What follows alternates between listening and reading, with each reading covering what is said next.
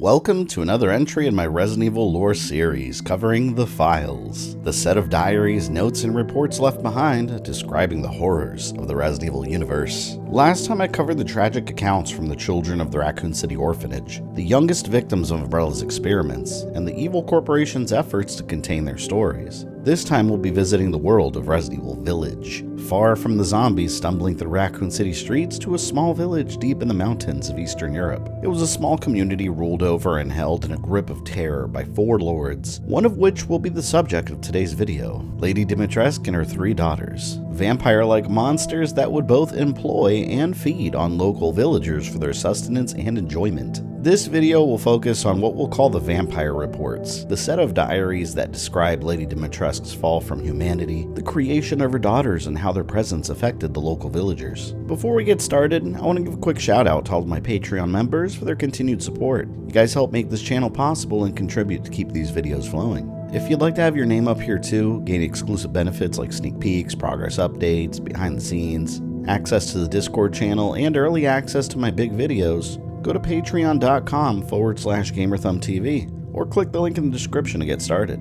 Now let's get into some Resident Evil lore with the vampire reports. At first glance, the monsters from Resident Evil Village might seem like supernatural creatures, vampires, werewolves, all sorts of magical beasts. However, these were all rooted in science, the results of Mother Miranda's experiments with the mold, samples taken from a fungal super colony that existed within the mountains near the village. It was an organism that came to be known as the megamycete. Miranda's experiments were the beginning of her quest to resurrect her deceased daughter within the mold, by injecting modified samples of the mold known as the Kadu. And Lady Dimitrescu was one of her early experiments, one of her first attempts to find a vessel for her daughter's return. Alcina Dimitrescu was born into a noble family whose ancestry originated from the village, and she was also cursed with a hereditary blood disease. As a young woman around the 1930s, she became part of the jazz musical scene, and she went by the name Miss D with her fellow bandmates, the Powboys. After World War II, she returned to her family's former lands and was eventually lured in by Mother Miranda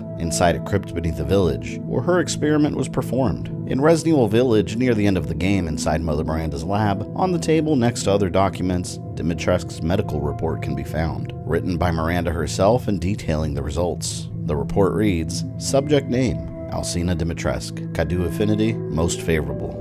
Brain functions, normal. Regeneration rate is incredibly fast. The subject can heal any external wound within seconds, and grow her nails into claws in mere moments. Rapid regeneration also means an increased body size. Note: due to a hereditary blood disease, the subject must ingest human flesh and blood on a regular basis to maintain regeneration properties. I suspect that if the subject's regeneration is not properly balanced, then she may mutate uncontrollably. An unfit vessel for Ava.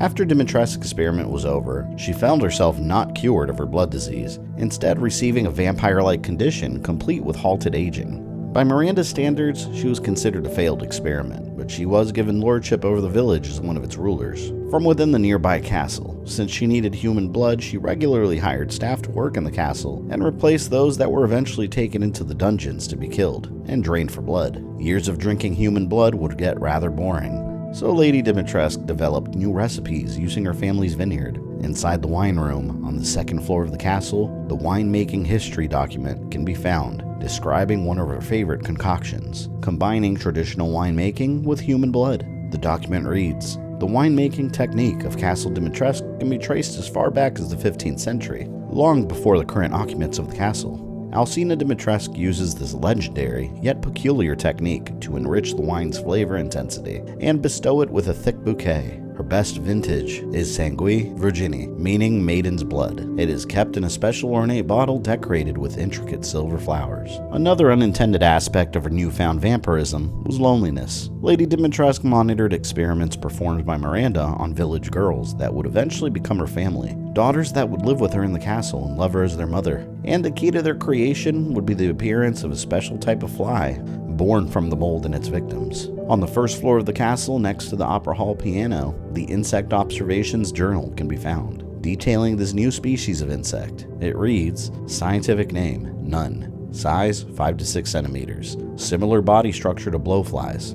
although there are differences in the head. They are carnivorous and vigorously consume meat. In order to catch unsuspecting prey, they'll gather using pheromones to mimic a human. They're produced when a Kadu lays eggs in its host, but The flies themselves are unable to reproduce. They are weak to sudden drops in temperature, especially if the temperature drops below 10 degrees Celsius, 50 degrees Fahrenheit. Their metabolism lowers and they go into a dormant cryptobiotic state, similar to the cryptobiosis of tardigrade or Polypetalum vanderplanki. To continue searching for a vessel for her daughter's return, Miranda implanted the Kadu into 3 girls taken from the village. They didn't survive the experiment, but the interaction with their infected bodies and the flies resulted in a bizarre transformation. On the floor of the castle opera hall, on a drawer, a document called Further Observations details the creation of Dimitrescu's daughters from Lady Dimitrescu's point of view. It reads, 1 day since treatment. The 3 girls have stopped moving. They seem almost dead. An insect flew out of the eldest's mouth. It appears to be a common fly. 2 days since treatment. All 3 bodies are covered in flies. It appears the flies are consuming their flesh. When I opened a window, some of the flies dropped dead to the floor. It would seem the cold petrifies them. I quickly closed the window to avoid weakening the insects further. 4 days since treatment. All 3 bodies have almost completely been consumed by the insects. All that is left is a dark, writhing, human-shaped mass of creatures. It is just afternoon and the insects have started to change color. Those around the face turn pale, and those around the lips turned a deep crimson. 6 days since treatment. The mass of insects have transformed into human bodies again. All 3 girls awoke, looking at me like newborns. I sense a bond between us, like mother and daughters. I have already decided their names, Bella, Daniela, and Cassandra. The local villagers became quite familiar with Dimitrescu and her new daughters, living in fear that one day they'd be snatched as one of their latest meals. And so some of the maidens in the village decided to go serve at the castle willingly as workers. After inserting the eyeball and unlocking the door inside the castle and going down the ladder below, you can find a document called A Maid's Diary, detailing the experience of a young woman working for the Dimitrescu family. The Maid's Diary reads, June 9th, 1958. It was my first day working at the castle today. I was most shocked to see the masters of the house were all women. The mistress and her daughters were very adamant that they wouldn't bite. It was peculiar. June 23rd, 1958. It's been 2 weeks since I started working at the castle, and I'm a little afraid. Another maid, Adela, made a mistake, and Miss Daniela slashed her face with a knife, and at night I could hear wailing as if ghosts roamed the halls. I want to go home. July 8th, 1958. I don't know what to do. The young ladies were complaining it was too hot and stuffy during dinner, so I opened the window just a crack. Shut it now, they all shrieked at me in unison. I fear I may be taken down into the cellar, never to be seen again. I don't know what to do. I don't know what to do. On the second floor of the castle, next to the opera hall, a notice can be found, the Grand Chambermaid's notice. It shows how careful the servants attempted to be while working for the vampiric family, even missing lipstick. Any offense was seen as drastic. It reads, please be aware the mistress's lipstick is missing. If anyone finds it, could they please return it to her bathroom? It is custom made and therefore very expensive. And inside the kitchen on the first floor of the castle is another document. A cook's diary that describes how easily angered the Dimitrescu family was, and the severe punishments that follow. It reads, another one was sent to the cellar. She'd only spilled some soup.